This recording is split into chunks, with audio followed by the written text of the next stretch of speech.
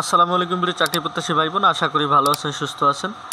চ্যানেলের পক্ষ থেকে সকলের সুস্বাস্থ্য কামনা করে আজকের ভিডিও শুরু করতে যাচ্ছি। তো আজকের ভিডিওতে কথা বলবো মূলত সম্পূর্ণ এনজিও ভিত্তিক একটা নিয়োগ বিজ্ঞপ্তি নিয়ে। তো এই নিয়োগ বিজ্ঞপ্তিতে কোন কোন উক্ত পদগুলোতে কোন কোন শূন্যপদের সংখ্যা কতটি এবং উক্ত শূন্যপদগুলোতে আবেদন করার প্রসেসটা কী এবং কী কী শিক্ষাগত যোগ্যতা প্রয়োজন এবং মোট বেতন কাঠামো কত এবং আবেদনের জমাদানের শুরুর এবং সর্বশেষ তারিখ কবে, তো এই সংক্রান্ত বিষয়টি নিয়েই আজকের ভিডিওতে কথা বলবো। সো ভিডিওটি না টেনে কন্টিনিউ করার অনুরোধ রইল এবং এর পাশাপাশি ছোট্ট একটা রিকোয়েস্ট, আপনারা যারা আমাদের চ্যানেলের নতুন ভিউয়ার্স আছেন তারা চ্যানেলটি সাবস্ক্রাইব করে পাশে থাকা বেল আইকনটি প্রেস করে দিবেন, যাতে সরকারি বেসরকারি চাকরির সমস্ত আপডেট আপনারা এই চ্যানেলের মাধ্যমে পেয়ে আপনারা আপনাদের কাঙ্ক্ষিত যে আবেদনটি খুব সুন্দরভাবে সম্পন্ন করতে পারেন। মূল ভিডিও আলোচনা করা যাক। আপনারা দেখতে পাচ্ছেন যে গ্রাম উন্নয়ন কর্ম গাক জাতীয় পর্যায়ের একটি বেসরকারি সংস্থা, তারা তাদের ওয়েবসাইটে এই যে উৎস দৈনিক প্রথম আলো 5 মার্চ 2025 তারা একটা নিয়োগ বিজ্ঞপ্তি প্রকাশ করেছে। সেক্ষেত্রে সিনিয়র শাখা ব্যবস্থাপক, মোট পদের সংখ্যা হচ্ছে 25টি, বয়স সর্বোচ্চ 40 বছর। সেক্ষেত্রে শিক্ষাগত যোগ্যতা হিসাবে আপনাদের স্নাতক বা স্নাতকোত্তর সমান ডিগ্রি থাকলেই আপনারা অ্যাপ্লাইটি করে নিতে পারবেন এবং এর পাশাপাশি কোনো ক্ষুদ্র ঋণ কর্মসূচিতে ন্যূনতম 3 বছরের বাস্তবিক অভিজ্ঞতা থাকলেই আপনারা সেক্ষেত্রে অ্যাপ্লাইটি করে নিতে পারবেন এবং এর পাশাপাশি মাসিক বেতন সর্বসাকুল্যে 48,609 টাকা। এছাড়াও মোটরসাইকেল, মোবাইল বিল এই ভাতা সহ সম্পূর্ণ আপনারা এই টাকা পাবেন এবং এছাড়া লক্ষ্যমাত্রা অর্জন সাপেক্ষে ত্রৈমাসিক ভিত্তিতে 24,000 হতে 33,000 পর্যন্ত ইনসেন্টিভ পেয়ে থাকবেন। সিনিয়র ফিল্ড অফিসার, মোট শূন্য পদের সংখ্যা হচ্ছে 100টি, শিক্ষাগত যোগ্যতা স্নাতক বা সমমান এবং মাসিক আপনারা বেতন সর্বসাকুল্যে 35,360 টাকা পেয়ে থাকবেন এবং ইনসেন্টিভও 16,000 থেকে 22,000 টাকা পেয়ে থাকবেন। ফিল্ড অফিসার, মোট শূন্য পদের সংখ্যা হচ্ছে 400টি, খুবই ভাইটাল এবং অধিক সংখ্যক পোস্ট। বয়স সর্বোচ্চ 35 বছর, শিক্ষাগত যোগ্যতা স্নাতক।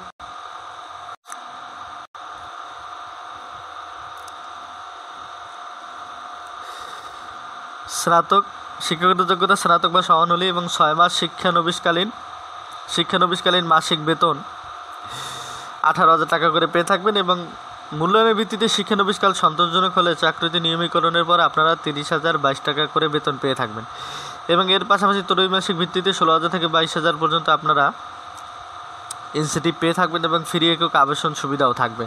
জুনিয়র ফিল্ড অফিসার, মোট পদের সংখ্যা হচ্ছে 150টি, বয়সসীমা 25 থেকে 35, এইচএসসি পাস হলে সেক্ষেত্রে আপনারা অ্যাপ্লাই করতে পারবেন এবং আপনাদের যে প্রবেশনারি যে শিক্ষানবিশ সমকালীন সময় 6 মাস আপনারা সেক্ষেত্রে 16,000 করে বেতন পেয়ে থাকবেন এবং এর পাশাপাশি আপনাদের চাকরি স্থায়ীকরণ হলে ইনসেন্টিভ হিসেবে 16,000 থেকে 22,000 পর্যন্ত ইনসেন্টিভ পাওয়ার সুযোগ থাকবে এবং ফ্রি একক আবাসন সুবিধা রয়েছে এবং মাইক্রোফাইন্যান্স অভিজ্ঞতা হিসাবে মাইক্রোফাইন্যান্স কোনো কর্মসূচিতে 2 বছর কাজ করার অভিজ্ঞতা থাকতে হবে।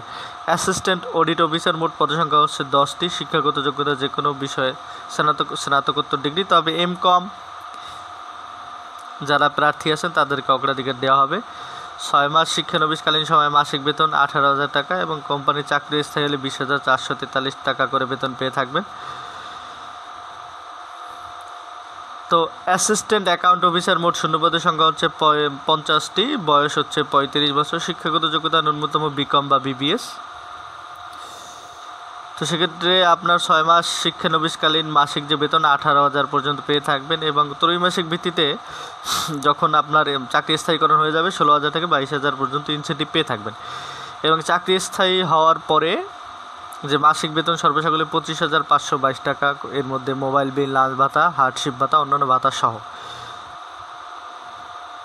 তো আপনাদের এছাড়াও অ্যাসিস্ট্যান্ট অ্যাকাউন্টেন্টস অফিসারগণ ন্যূনতম 50 জন এমই সদস্যের মাইক্রোফাইন্যান্স কার্য পরিচালনা করলে মাসিক 2,000 থেকে 5,000 দায়িত্ব ভাতা প্রাপ্য হবেন।